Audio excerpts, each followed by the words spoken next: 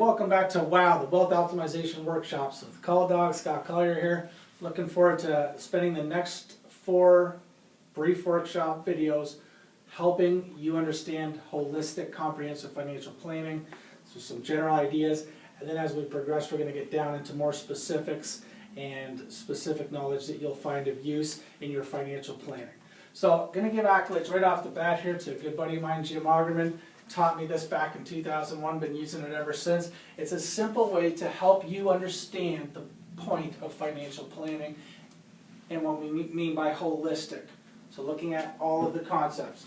So I'm going to try not to block you out here, but you just showed through your computer screen there if you can't see what I'm doing. But in a very simple way, we are currently, you as an individual, as a family, you're at point A. In the future, you want to get to point B. So it's not a financial planner's job to help tell you what you must do. It's first understand what your goals are, what your dreams are, what your beliefs, what you hope for your future, and then make recommendations back here to help get you over there. Does that make sense? So, I'm sure you're all much better looking than this. Again, I mentioned at the beginning, pretty good financial planner, not so good as an artist, so I'm sure your family is much better looking than that. Better give your wife some hair here, okay? One of the things when it comes to family planning, when we ask people what is your most important asset, right or wrong, but they often say it's their home. Now, if they own a business or a farm or whatnot, then it may be some of those issues. Now, I'm sure that your home looks way better than this too. This is not your dream home, but this is as good as we can do. At least give you a garage there. If you're just starting out, it might be helping you plan around saving for a down payment, using things like the home buyer's plan, tax-free savings accounts, in order to get that first home. So we'll discuss those topics as we go along through this whole process. But once you have the home, helping you get a good mortgage rate, helping you protect that home with mortgage insurance, but making sure that you've got things in place regarding that. Then when we ask people what's most important about your children's future, most common answer, education. There's a little university with a big chimney there. That's what the University of Windsor has. Registered Education Savings Plans. That's what an RESP is. Do you understand them? Do you realize that you're entitled to a 20% grant from the government for free just by investing in your kids' education to help plan their future? Wouldn't that be beneficial if you know more about that? So, a couple other areas that we look at.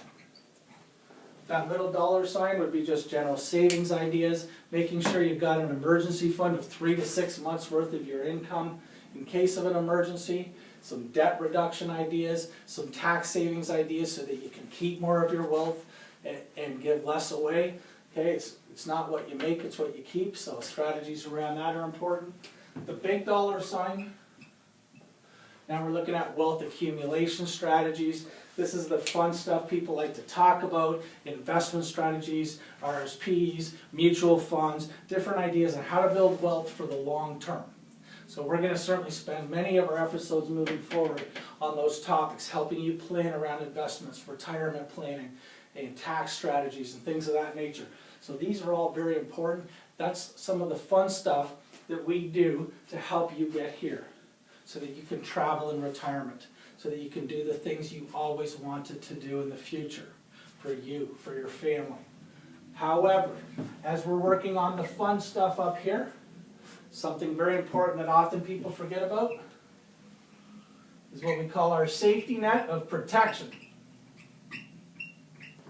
And that safety net's there to catch people in case they fall along the way.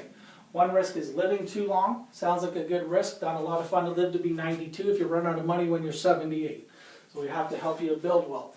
But we also want a protection in case something happens. What if there was a premature death in the family? Can you financially afford to maintain your lifestyle if one of the breadwinners isn't there anymore? If some family member has an unexpected death.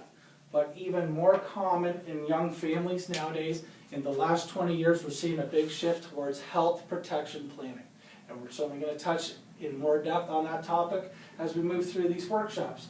But what if something happens to one of your health? Could be cancer, a heart attack, a stroke, some type of serious illness, debilitating condition.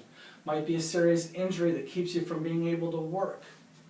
But how would that impact your family? Because we know what people do if they don't have adequate health protection, which they often don't. They're completely dependent on what the government provides, what their work benefits provide, and that's fantastic, but it's not adequate. So you do need some personal planning in those areas, because the first place people usually go is they rob their savings. However, often they don't have the 3 to 6 months worth of safety net that we've recommended. So what do? Next? They move over and start cashing out their retirement savings. So now what happened? At age 40, you had a health crisis. By age 41, you're all better, ready to get on with life. Fantastic. But if you wiped out your retirement savings, you're starting all over again. And now it pushes your retirement date back. It impacts the lifestyle you're going to have in retirement. Maybe now you're not going south to Florida in the winter, you're going south to Colchester. Okay, it's not the same kind of retirement dream that you intended. So that becomes vulnerable. Sometimes our kids' education is negatively impacted. Worst case, we see people pulling equity out of their home, moving in with their in-laws, holding GoFundMe page, fundraisers, basically doing things they don't want to have to do because they've worked for years to buy a home, to pay down their mortgage, and now they're yanking all the equity back out of it to deal with a temporary health issue. Did you realize 46% of all mortgage foreclosures in this country are because of a health issue? Half of all personal bankruptcies in Canada are because of a health issue. So there's an illusion out there, a concept that people don't have financial consequences to health issues in this country because we have universal health care. It's great that we have universal health care, but there are absolute significant consequences to temporary health issues. So again, as we help you to build your wealth, achieve your long-term goals, we also want to make sure you've got that safety net to take care of you and the people you love. Hope that makes sense. Look forward to diving deeper into other topics as we move along. See you soon.